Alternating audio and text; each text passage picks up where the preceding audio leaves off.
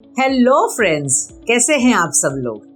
I am once again in front of you on behalf of IIIM. I am Trupti Shah.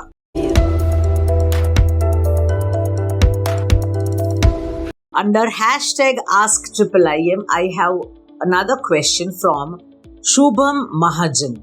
Shubham ji हमें पूछ रहे हैं, how to check that particular product is banned by government for import or export? बहुत अच्छा सवाल है. जैसे before couple of months गेहूं, कुछ वैरायटी के चावल भी प्रोहिबिटेड हो गए थे. तो इस तरीके से हमें कैसे पता चले कि ये प्रोडक्ट हमारी नहीं जाएगी आगे, एक्सपोर्ट हम नहीं कर सकते? Very good question Shubham. Shubham, आपको HS कोड लेना होगा आपकी प्रोडक्ट का.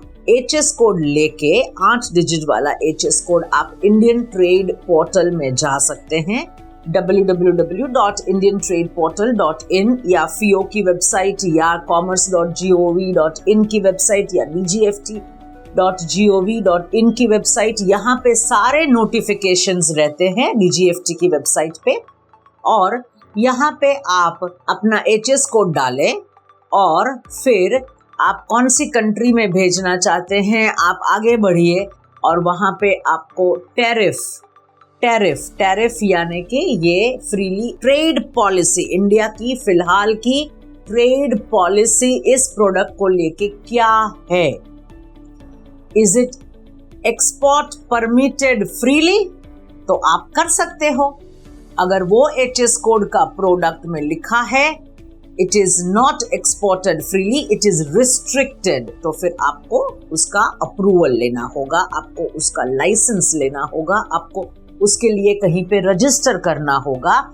तो आपको उसको वहां पे दिया हुआ है कहाँ पे आप उसका लाइसेंस, रजिस्ट्रेशन, NOC वगैरह लेंगे. तीसरा होगा अगर प्रोहिबिटेड, जैसे गेहूं और चावल अभी कुछ समय से पहले हमारे सरकार ने हमारे लोगों के लिए अच्छा स्टॉक भारत में रहे, उसके लिए चावल और गेहूं और प्राइसेस कंट्रोल में रहे हमारे लोगों के लिए, इंडिया के भारतीय सिटीजन्स के लिए, इसके लिए सरकार ने एक्सपोर्ट करना बंद कर दिया था. तो ये चीजें वहां पे लिखी होगी प्रोहिबिटेड या ऐसा लिखा होगा that please contact the EIC, और लिखा होगा that you have to get the approval from the Ministry of Food and Food Products, और लिखा होगा you have to take an approval from APEDA, APEDA, apeda.gov.in.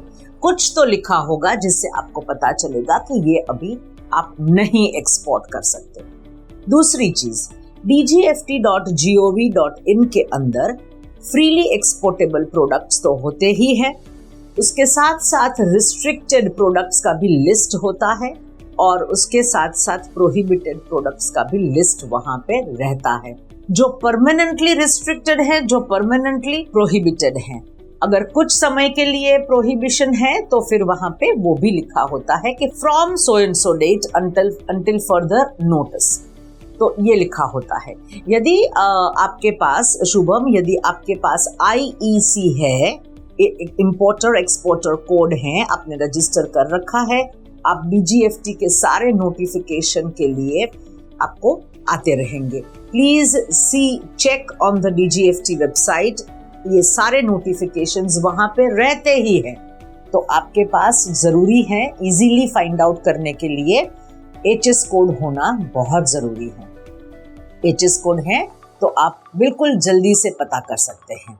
तो Shubham ji, I have given you information on various websites how to find out कि कौन सी product अभी फिलहाल हम नहीं एक्सपोर्ट कर सकते या फिर परमानेंटली एक्सपोर्ट नहीं कर सकते.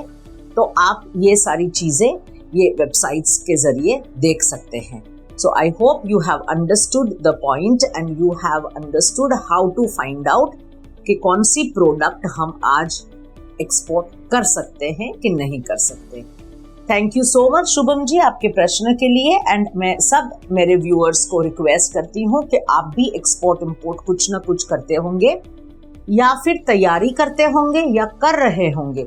हमें प्रश्न पूछिए, हम आपको गाइडेंस देते हैं.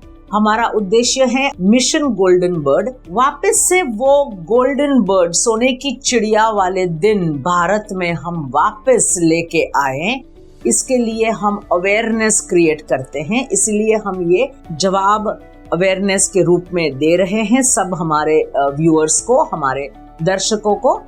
तो आप इसका लाभ उठाइए, आप हमें ज़्यादा से ज़्यादा प्रश्न पूछें, हम आपको अच्छी तरह से उसका जवाब देंगे। Thank you so much.